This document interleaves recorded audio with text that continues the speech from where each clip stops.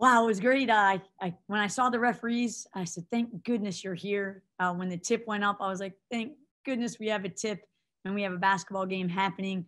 So I think that even this just stress of thinking if this could be canceled or possibly not having the game, that was the biggest worry.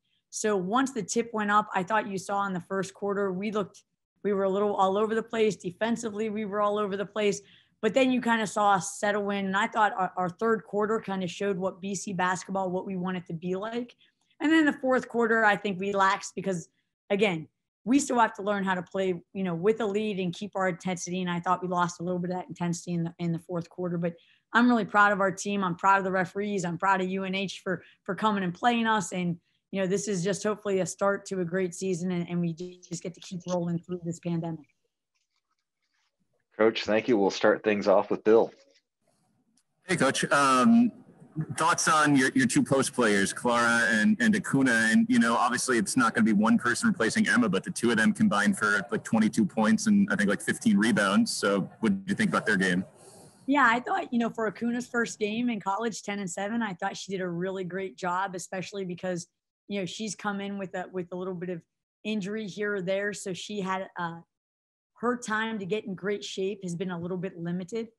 So I thought she did a nice job. And I think both of them are going to have a lot of good film to watch on getting their timing a little bit better on when to duck in or when to ask for the steal in the lob. But I was really proud of them. And I thought Clara, if she hadn't gotten into foul trouble early, I think you would have saw even better numbers from her today.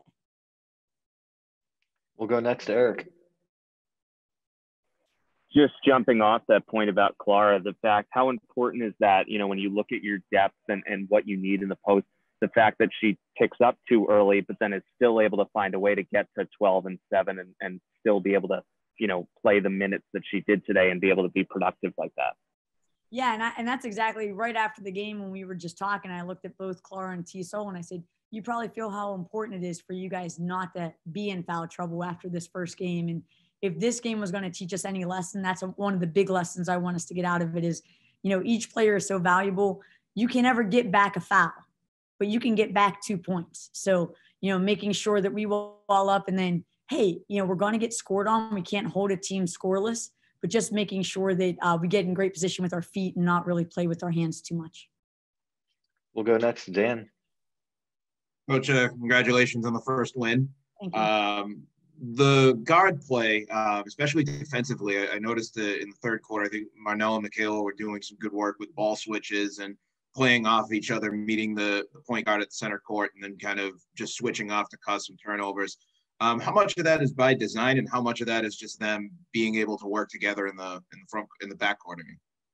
It's by design, but it also takes players willing to go all the way up there to half court where you feel like you're on an island by yourself defensively and moving your feet and trying to funnel the offense a little bit.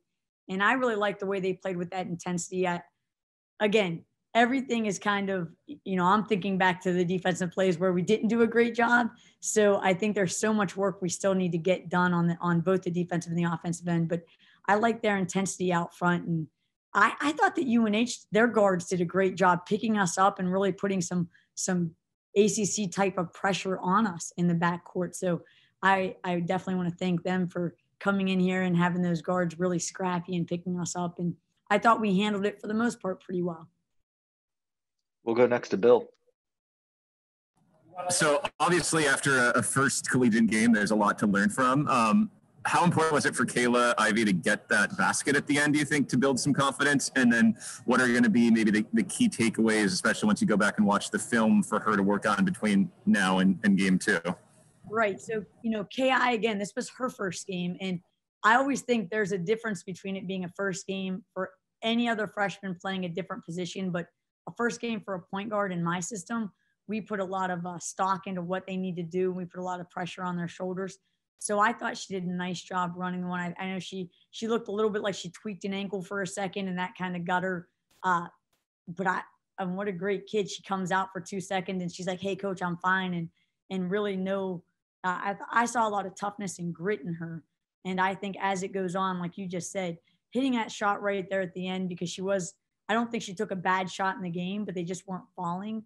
And I thought, like, that's a big difference between high school probably and college, is how much zip you have to put on your passes. And they kind of made her pay a little bit by her throwing a little bit of a softer pass. And again, that's a big thing. You know, you come from high school, you have to throw soft passes or people aren't going to catch your passes. And she knows how to fire the ball in Zuma, but this is her first time playing under the lights. So I think a little bit of your old habits come back into you. And I think watching film with her is going to really help her. And she's a great student of the game. So she'll pick up some good things. And I think that she'll just continue to grow at that position. And we'll wrap things up with Dan. Coach, the obvious question is just what was it like with the atmosphere with no fans and your bench bringing some of the noise? Was it weird or was it encouraging to hear what was coming off the bench? It was weird, to be honest. It was weird because it felt a little bit like a scrimmage, to be honest. The atmosphere felt a little bit like a scrimmage. The way our bench is so far apart. When we started, I didn't realize, when we had thought about it, I didn't realize the second row 6 feet apart was going to be so far away. So originally we had some players they were so far away, I couldn't even see them. So we had to kind of switch up our bench and figure out how we could get our team closer. But to their credit, we have a really small bench this year, but the people that were on the bench cheered their butt off and they really made the atmosphere better. And that's something that I think you'll see from our team all year, is that they're going to have each other's back and bring as much energy and enthusiasm to Conti and when we go on the road as they can.